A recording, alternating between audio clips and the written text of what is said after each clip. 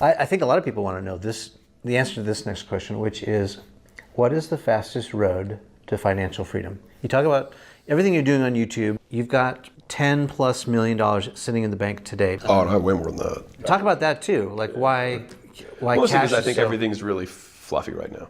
Yeah. So, I mean, I sold 3 companies last year, and a house, and 2 cars. So I sold everything last year. You're looking at what's happening, predicting. There's inflated pricings. I mean, a lot of people are really afraid of inflation, and I think that's super warranted. I think it's just like, that's a purely like looking at Uncle Warren, right? He's got $150 billion in cash sitting right now. He's not worried about it. He's seen more cycles than I have. Right. So he's got 25% of his entire company value sitting in cash. Like, he's waiting. So a little inflation is not going to kill me, but like when you look at the NASDAQ during the crash in whatever the year was, it dropped by 78%, right? So that would be significant. It would be significant. Yeah. I think just given the timing, I'm willing to wait a little bit and see what's going on. And I also am very close to a transaction, so I'm not going to like immediately allocate all the money. That sounds like a bad idea. And so that is why I have more cash than I probably would normally. So then back to the quickest road to financial freedom. I mean, the first answer that came, like the bullet, like the quick answer was knowing thyself. Because right now, entrepreneurship's cool. It won't be cool in a few years when everyone loses everything. And so it'll probably calibrate a little bit. And so I think it's just skills are the only thing that we'll always appreciate in time and compound in concert. So when they work together, if you know how to do math, then you can learn how to do accounting. If you learn how to do accounting, you can learn how to do tax work. If you learn how to do tax work, you can figure out how insurance works. If you figure out insurance works, then you all of a sudden you're a CFO and you can prepare companies for sale. Like, the skills stack on top of each other. Specialized skills are valuable independent of the currency or the economic climate. If you are good, you will always have a place to provide value because people want good stuff. Prices may vary, currencies may vary, but people will want the things you have if you are good. And the only way to get good is to work. And so I think that a lot of people spend a lot of their time in paralysis trying to figure out what the quote ideal opportunity would be when you won't know what the ideal opportunity is because you don't have a baseline. And I believe that research is done through doing. And you learn a lot more by doing stuff in action, and then you will gain the insights of where the opportunities lie, which is why Y Combinator comes up again.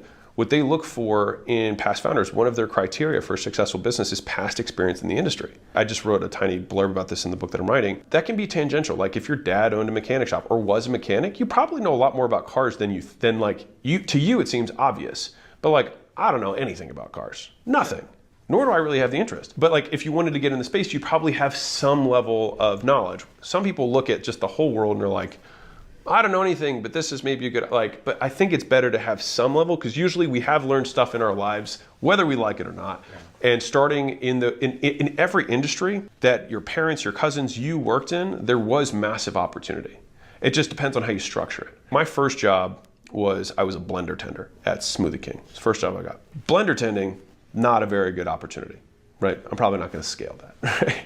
Managing there, probably not either. Owning the location, a little bit more leverage, because now I have leverage on labor, right? Owning the franchise, much more. All industries, if you go high enough up, and this is the rule of thumb for anyone, if you want to see where opportunity exists, look at the businesses that have been here the longest, because they make tons of money. The only reason they would exist is because they can exist during downturns. The only way you can exist during downturn is you make tons of profits all the time so that you can weather it. Like, JP Morgan's been here for longer than anybody's been alive, right? Some of the big insurance companies. Why is insurance so profitable? Because you pay them for nothing. Right. Like, you pay thousands and thousands and thousands a year for something that may never happen. And they just know how to appropriately value risk, assess risk, excuse me. And so, wonderful business, right? Insurance. And so the point is like, I've now learned to see this as like, when I see big businesses, the bigger the business, the more I realize that there's probably a very high gross margin opportunity. So you look at the biggest companies on the stock market, look at what they're doing. The base unit that they're selling typically has tremendous, like the biggest company in the world right now in terms of profit is like Exxon. That's number one. In terms of net free cash flow that's created. Isn't that crazy? Like, people are like, Facebook, no, it's Exxon. Why? Because they drill water out of the ground and they sell it for however many $100s per, right? It's not water, it's oil, but it works the same way, right? And that's a massive overgeneralization, but like, you get the idea. Yeah. And so Facebook sells eyeballs, which cost them basically nothing. Google sells eyeballs that cost them basically nothing. You sell for what the market values it at, period. And your goal as a business is to drive your costs down as much as you can, as long as you're still long-term greedy, which is if you drive them too low or you don't pay people well enough, you introduce new levels of risk, which then long-term you actually lose money. So that's when you get into the long-term, short-term, like CEO-ship of publicly traded companies and stuff, which we don't need to get into. But like, if you were to only own the company and you could not ever exit, and you made your decisions with long-term greed in mind, then you usually make the right calls. And I'll say one last thing about the how to get freedom.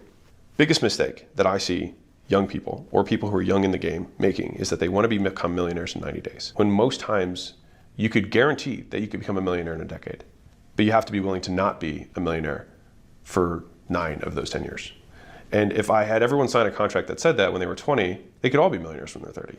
But no one's willing to do that. And so what happens is for the rest of their lives, they keep chasing the shiny object over and over again and keep battling the same boss and losing.